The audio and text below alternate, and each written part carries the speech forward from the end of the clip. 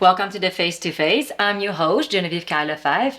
The Face-to-Face is a bilingual series of video recorded in Coquitlam. We acknowledge that Coquitlam is located on the ancestral and unceded territory of the Coquitlam.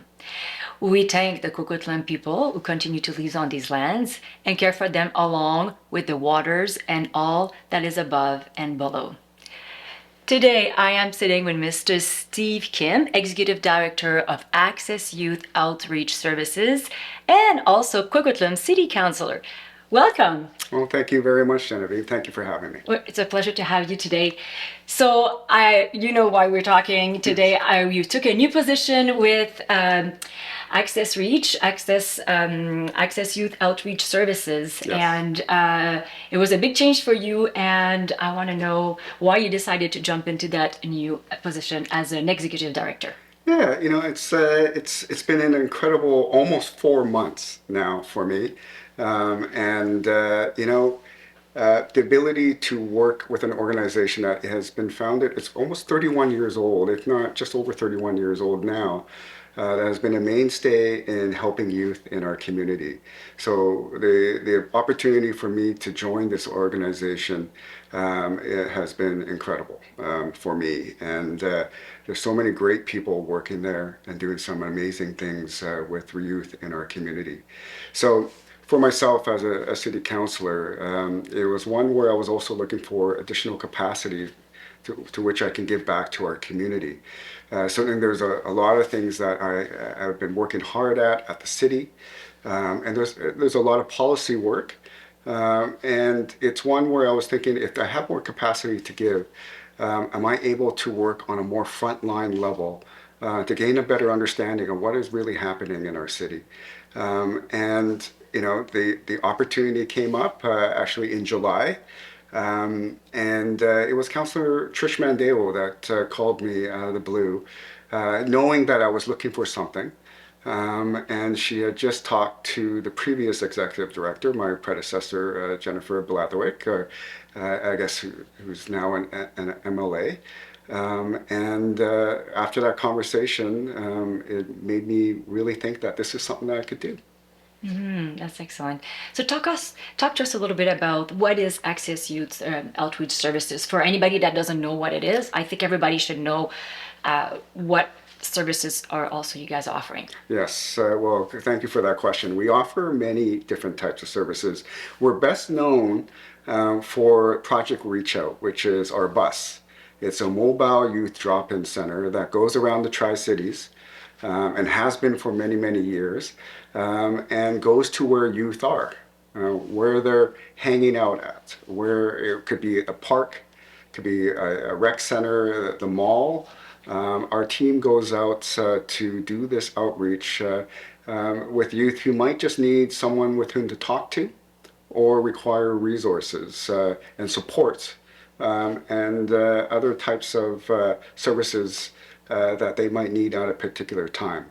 Sometimes this outreach is just to be out there in the community so that when a youth sees that there is a number to call, an email to call, it might not be at that particular time, but maybe in the future when they need some help, they will reach out to Access Youth, and we have that.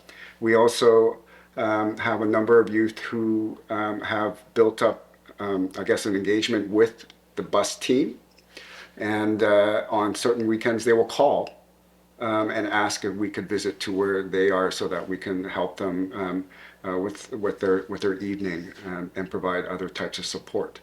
That is our what we're best known for, and that is kind of like our main umbrella of our front line of services.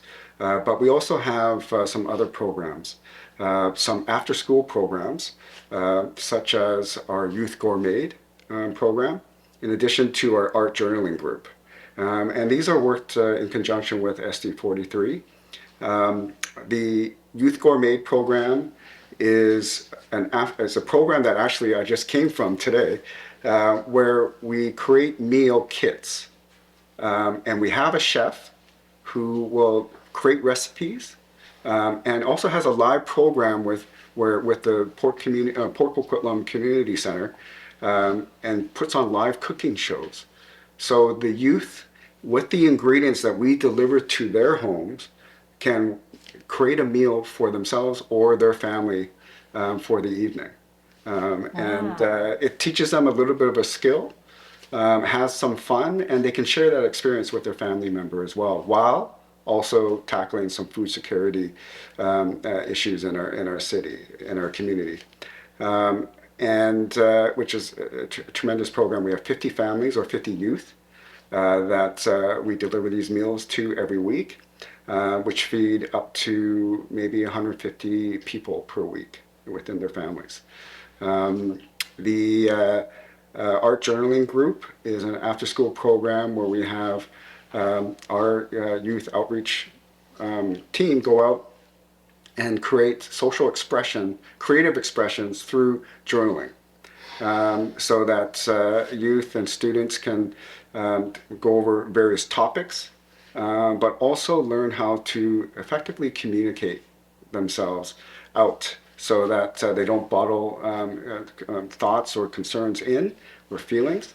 And a tremendous partnership with SD43 on that one, and the Building Safer Communities program that's also administered through the City of Coquitlam. And that's a program that Jennifer Bladderwick set up before my time, and so it's something that I'm proud to carry that torch on as well. It's an incredible program. But I will have to say we also have the Youth Empowerment Worker Program / Family Strengthening. This service is a very I guess, a meaningful program that we offer to youth and families that are not in the system. They fall outside of traditional systems, whether it be that the family might not have maybe a history of distrust with the government or various systems in place, so they they don't have the right types of supports. They don't have a lot of scaffolding around them as well for the day-to-day. And so we work with these youth and their families to offer the support that they just don't get anywhere else. And they're the ones that have a higher probability of falling through the cracks, but really require our support, and it's a very important element of Access Youth that is not as publicized or out there as our bus. Wow, there's a beautiful list there. And I did hear about the buses a little while ago, and I was wondering how's that work? And I was wondering, is an adult can call and say, I think that would be great for this place this time, and I know my son will be and bringing his friends. And how does that work if someone is an adult or a youth calls? Yeah, it's either or. Okay. Mostly, certainly adults have called, and through scheduling, trying to find if there's a place for the bus to go. But typically, it would are the youth that we seek, or the clients, I guess, if we can say that, are 12 to 23 in age. Of course, if a caregiver or someone who cares for the youth is looking for them, or is looking for supports, they would reach out to us, and then our team would do our outreach to that particular youth. Okay. And do you guys are getting sometimes calls of some youth in distress, like some serious situations that they need help? And do you address this type of needs? Yeah, I would say at times, yes. Certainly, it's I can think of an example where at times there on a weekend, and a youth might not be at home, and is roaming the street. And in one particular circumstance, more recently, the bus had encountered this youth, and just providing information and in a non-judgmental way, and providing asking if they need any supports. But still, the youth moved on through the evening. But then a caregiver or a family member who was out looking for the youth approached and saw the bus, and then we're trying to also provide support to the family member, but also was able to reassure them that they had seen the youth, and of course trying to provide the right type of service so that everyone is feeling assured that safety is first and that the family can work together as well. And that's where I think the family strengthening element of some of our services comes into play. We can, it takes a village, as they say, I guess, but in that kind of to have the supports, and this is what I'm learning as well, you have to work with strengthening all elements of the youth's environment, whether it's family or however they define family and their friendship circles. But everyone working together to ensure that this particular youth has the supports is what's key, is what I'm learning as well. So with Christmas around the corner, is there any priorities right now for these months? Right now, I think it's the weather is not great, so certainly ensuring that our bus is filled with the right types of supplies, and whether it be warm clothing and some snacks to ensure that we can support the youth that we interact with. But at the same time, it's just making sure that our phones are always open, and our teams are out there. My last week with our youth gourmet, the weather impacted us. We couldn't make the deliveries. We didn't know if this storm was coming, but there are 50 deliveries that have to be made. So it becomes very tough for us in difficult weather situations to make some of these deliveries. But operationally, our team is always dedicated and are working hard. And certainly with the holidays coming, we have a fundraiser that is coming up. Actually, this weekend, our board chair is Catherine Polonio, who owns Coquitlam Florist. Okay, And yes. Poco Sweet Shop. Yes. And she's hosting with our board a holiday centerpiece making class. Oh, wow. Okay. And it's fortunately already sold out.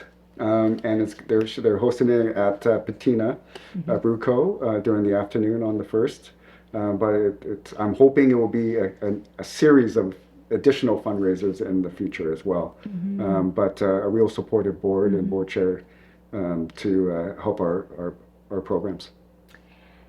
So my next question for you, what is the biggest challenge that are facing specifically for youth in the Tri-Cities? Yeah, that's a good question. I think what we're concerned about is, it could be a number of things, from, I guess, social connections, social isolation, certainly food security. We, for instance, have another program as part of our youth empowerment program where we have, it's called Youth Empowerment Jumpstart / I guess it's an exercise program to get some youth more active and to look at athletics and sports as a way. Beautiful tension outlet, right? Absolutely. But we, just like our art journaling group, before each session, we focus on ensuring that the youth are nourished, so that they have the right nourishment to go into whatever session that they're doing, and not do it hungry. And we also have great partners. I should give a shout out to Food Bank on Wheels. That was my next question for you, actually. And Backpack Buddies. Yes. Okay. Yes. Who also help with food donations for this program. I know, People's Pantry, and Immigrant Link have also supported in the past, but Backpack Buddies, week in, week out, Food Bank on Wheels have really helped to make it the food program really work. But there's no question there are also other concerns. When you look at the online world and the digital side, and that's not necessarily our forte, or that's not the right word, our specialty of focus. You have other organizations such as Amanda Todd, that they are really, they do incredible, important work in the cyber and digital realm. It's very important to talk about it. Yes. It's very present. So for us, it's about supporting organizations such as Amanda Todd, because our program is still mainly about being on the front lines of the physical world, and so that's really, making sure if they're out there that they know, know that there's someone with whom they can talk to. Excellent. So what are the plans to expand or any services that is coming? Yeah, it's I think right now for myself, just almost being 4 months. Yes. I'm still learning a lot, and learning about our programs and the impact that we have. So I'm taking a more methodical approach of understanding, so that we can really sustainably grow our organization moving forward. So I'm excited about where we're going to go, but just like all nonprofits, it can be a struggle.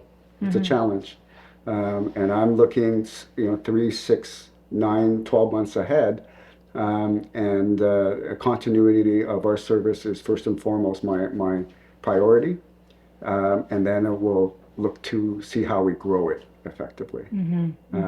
My predecessor, Jennifer, did an incredible job of growing the organization, and my role right now is to carry that torch and see how we can continue to do the right work, and make the impact that we have been doing for so many years.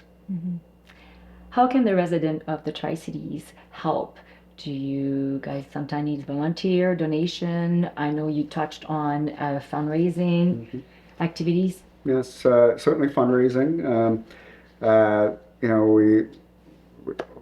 We also have recently set up, just like many other organizations, the bottle depot type of return it drive, that you can enter our phone number, and that's information is on our social media website. But really, we're about people. And I'm looking. We have our core staff and teams, but our volunteer base is something that I also want to continue to grow. We have a tremendous board, and there are volunteers.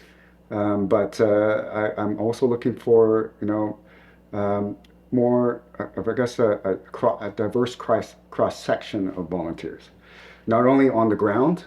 Maybe coming onto the bus, or we have volunteers who help deliver meals. I think if I can continue to get more people to roll up their sleeves, I think that would also be very worthwhile for our organization. Yes, I think there's a lot of people in the Tri-Cities that might hear this message and reach out, and specifically this time of the year, I think people are more like inclined of thinking, okay, what am I going to do this year, right? What is my thing this year? And I really liked the organization. I think you guys are helping a lot the youth, and I think it's difficult. It's not always easy. We've all been there, right? And we all search for what's going to happen with us, how we're going to build our life. It is not easy here in Vancouver with, everything has raised in price. Where are we going to live? Am I going to stay with my parents forever? Yes. I think it's very difficult right now for our youth right now, even if they don't know which school they're going to go to. Like, schooling is so expensive. Yes. I can't see how a lot of them can be struggling right now. Do you get those type of questions? How am I gonna, what's the next step for me? What is possible for me? Can you help me? Yes, 100%. It's those questions and challenges. Uh, you know, it. For example, some of our supports can be, helping with bank accounts or reminders. But some of our services is to help with some planning and career development. Okay. I can give you an example that some of our clients, again, in quotation marks, youth with whom we've helped, um, we've hired in a part-time role to help in some of our programs, such as maybe packing some of the foods that we end up delivering, and it is in the hope of giving some experience, and maybe in something that is, if they some will also volunteer for the cooking live part. Maybe there's a career in becoming a chef. Yes. Whatever it might be. So we are looking for those added kind of value that and guidance that we can offer.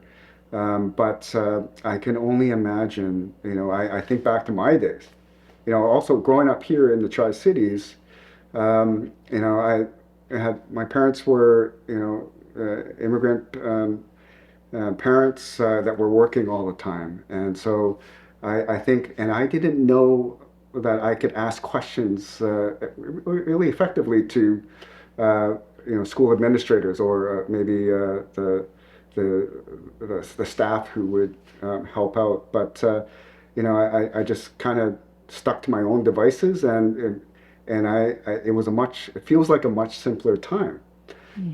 Growing up now, it's really to help youth understand that there are so many resources out there as well, and pointing them in the direction, and letting them know that you can ask questions and ask for help. And hopefully that will help navigate some of the choices moving forward. And whether it's school or in getting a job. I can see it is difficult to get in like certain level of experience, Yeah. and you need to start somewhere. I think it's great if people can be hired, or even as a volunteer. I'm sure some youth wants to loved your services and now wants to give back. Yes. That's another good way to start having some experiences. Yes. Well, Yes. if I can give you an example, one of Yes. our team members right now mentioned to me that she had seen the bus as a child. And then in the teen years would go in and you kind of would see the bus on the weekends and then interact. And then more recently now has become one of our, helps and actually works part-time for the organization. So it's, that's the power of having that kind of history. And I guess the constant presence of the purple people, as because we wear purple clothing, or the bus within the Tri-Cities. Okay. You touched on a little bit what's in the bus. There's some warm clothing and there's some food, but can you tell us a little bit, what's the experience? If someone that wants to go and experience it, what should they expect? Yeah, it's I guess more of just the people, our team going around. I think in the early years, the bus has, since over the years, it's gone through various iterations. And in the current bus that I've inherited, there are now bus seats in there with, and shelving units. But mainly a lot of it is for the clothing and other types of resources, any kind of information pamphlets as well. But there's no transportation. Only the bus and team members go and move forward, or travel from various locations. So and rarely a youth might come in and just ask questions, but and afterwards it's like time to move, and then it would just be the team and then move to the next location. So it's almost like just Yeah, again, back to being a mobile drop-in center, and but not a transportation. Okay. So they don't go in the bus to hang out. No. So they go in the bus to get information, to get what they need, and to be guided. Yes, they'll sit there and ask questions. Yes. But it's I would say I know when I was starting out, I went on the bus. I drove the bus, and I'm taking a look. And sometimes, again, a youth might call and say, I'm at so and so mall. I could use a moment to just engage or to have a conversation. So we drove there, and then they will come and just sit on one of the seats, and then everyone just kind of have a conversation, and see if they need anything, and then they typically move on, right? And then we could look for the next location. How many calls do you get a week? I would say not too many. Depends. For instance, I know our youth empowerment, and we would get some referrals, maybe one or two a week, but we are unfortunately at capacity right now. And but on the bus side of it, it's up and down. Sometimes our biggest, I guess, meeting new youth is not so much having them call us, but we will be somewhere at the mall, and our team is walking around, and we'll give a card, and then they will call. But to those who have been who know the bus, they might call once a week and just say, "Can you come to this location?" And the bus will go there for like maybe 30 minutes to an hour as part of their rotation for the evening. Okay. That gives me a bit of an idea. And it's great to know that I hope people listen out there that don't know about it, that can call. And then you say you're quite busy, so it is the youth, sometimes the person would have to wait a little bit, we'll be there in half an hour, you kind of give them a little bit of a timeline? Yeah, I would say it depends. Sometimes it could be we're on our way right now, or we'll be there in 15 minutes. But usually, if they are calling, they will, because there is a dedicated bus phone, and then it can be on a case by case describing when and where that the bus can arrive, and I think that goes a long way as well.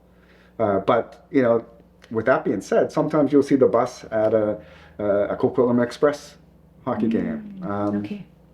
Or Spread the word, right? Yeah, last weekend we were at the Holidays festival put on by the Austin Heights BIA, and the bus came in, and there was an incredible event. The weather was, Yeah, it was raining. but even that, there were many people that came out and supported that event. It was really good to see. It was a lot of fun. So what's the hope in the future for Access Youth Outreach Services? Yeah, I think certainly I'm looking to see how we enhance the bus experience, and maybe through that I mean if the bus is kind of like the main hub, maybe we'll have some other types of EV vehicles where our team can also go to as part of our mandate and our motto of going to where youth are at. Sometimes they're not clearly in a parking lot. We have to maybe go down a trail. So there are elements of that, but right now I'm seeing a lot of value in our youth empowerment family strengthening, and the service that's provided there to these youth who are, again, just don't have the supports or resources. The impact we're having there is quite significant, and so we'll have to see how that plays out. But that's probably one of the more important elements and kind of outcomes if we can have that we can have on a youth and their and family. Certainly, the art journaling group and the Youth Gourmet are. I would like to see those continue to expand, but I want to make sure that we're also doing those incredibly well. And and so far, from what I've seen, there's a lot of positive feedback that we're receiving from those programs. Mm-hmm. So do you have a message for the youth and the families that are listening to us today? I think is to my message would be to know that you have support. Um, know that you just have to make a phone call. If you need to have support, and that could be as simple as us helping you and directing you in a particular direction to an agency that might be able to assist more in a fulsome way, or just with someone to talk to, and or be able to express oneself with no judgment, and just to know that it's okay to be, to feel the way that one is feeling in that particular moment, and know that there is possible pathways and options to as each youth looks into their own future. Yes. Right. So, and that's kind of been a big lesson for me. I've worked with youth in the past, in in we would call it, like I was part of a group where we C3 where we had a leadership conference, and really helping youth and students to explore their options. But it's one where we are with Access Youth. We have some more steps with these youth to really, for them to see their own potential, and maximize it. Excellent. Beautiful. Thank you so much. Thank you so much, Steve. It was a pleasure to have you with us today. And we're looking forward to see all the beautiful services and programs that we might see in the next year. Well, thank you very much for having me, and I'll talk with you again. Yes, absolutely. Thank you. Thank you. From the Tri-Cities Community Television and myself, Genevieve Kyle-Lefebvre, thank you so much for watching today.